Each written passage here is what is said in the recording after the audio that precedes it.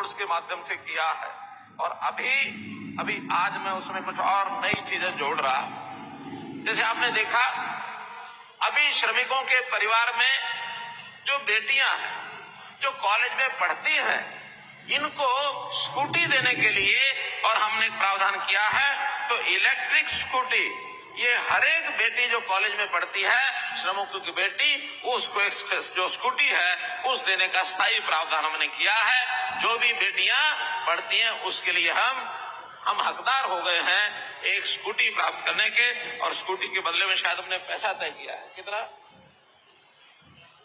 50,000 रुपया उस स्कूटी को खरीदने के लिए तय किया है। 50,000 रुपया हर एक श्रमिक को, एक बेटी के लिए, कॉलेज में पढ़ने वाली बेटी के लिए वो आपको मिलेगा।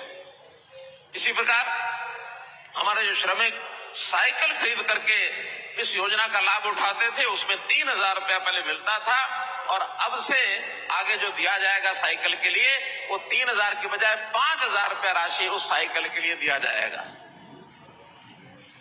योजना अच्छी लगी कि नहीं? लगी तो जरा मुझे ही बताया करो। कोई श्रमिकों की योजना है तो आप सुन रहे हैं कि नहीं सुन रहे, मुझे पता तो लगे। इसी प्रकार हमारे श्रमिक जो महिला श्रमिक हैं, सिलाई मशीन खरीदने के लिए उनको एक अनुदान पहले मिलता है, वो मिलता है 3500 रुपया। उसको बढ़ा करके भी 4500 रुपया कर दिया गया है, ताकि 1,000 रुपए की राशि उसमें बढ़ करके उनको मिले। जो औद्योगिक श्रमिक हैं, उनके बच्चे स्कूल कॉलेज में जाते हैं। स्कूल कॉलेज में जाने के लिए उनकी जो छात्रवृत्ति मिलती है, एक समय था बेटी बचाओ बेटी पढ़ाओ, ये एक कार्यक्रम देश में चला। हमारे प्रदेश ने बहुत उल्लेखनीय प्रगति की, लेकिन बेटियों को बेटों से प्राथमिकता मिलती रही है। आज भी ऐसा नहीं कि वो छोड़ दी जाएगी, लेकिन फिर भी लगता है जो विद्यार्थी हैं शायद उसमें हम अंतर करना छोड़ दें।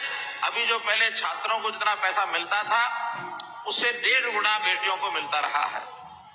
अब हम छात्र जो बेटे हैं उनको भी बेटियों से कम नहीं देंगे, जो कमी है उसको हम पूरा कर देंगे।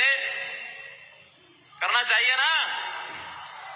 करना चाहिए, लेकिन इतना ही नहीं, उसमें वृद्धि भी कर रहे हैं। उसमें जो 4-5 आइटम है मैं आपको बताता हूं।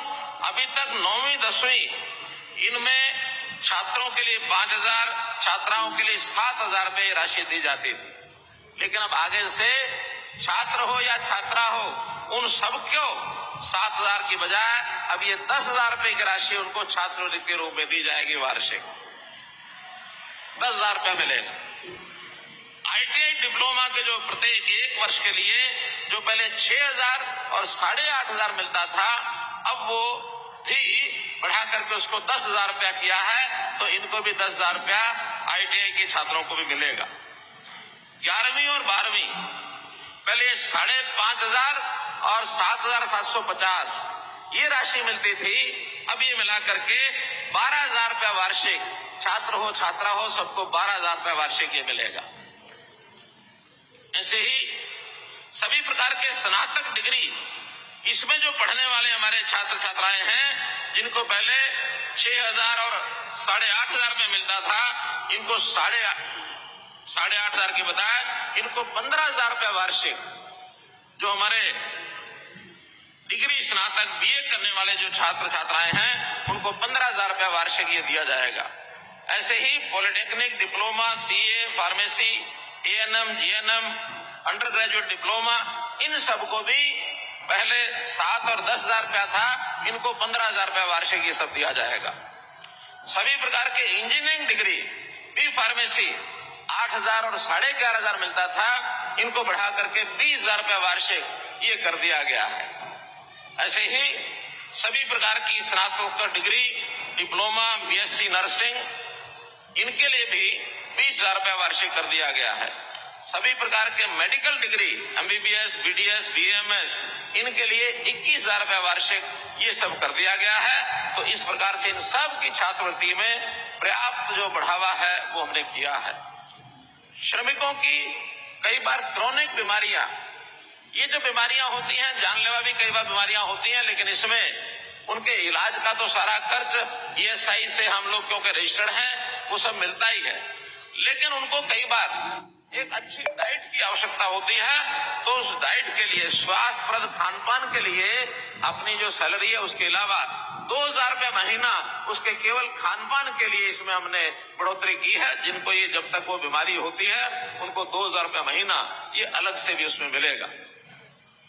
श्रमिकों के लिए 4 बड़े नगर फरीदाबाद, गुरुग्राम, सोनीपत और यमुनानगर HSVP के जिम्मे हमने, HSIDC के जिम्मे हमने लगाया है। वो इन सब स्थानों पर जो आवासीय मकान है, अस्थायी जिनको रहना होता है, उनके लिए पहले चरण में, मैं पहला चरण कह रहा हूं, आगे और बढ़ाएंगे, पहले चरण में इन चारों शहरों में 500 फ्लैट यानी कुल 2,000 फ्लैट इस वर्ष में तैयार कर दिए जाएंगे।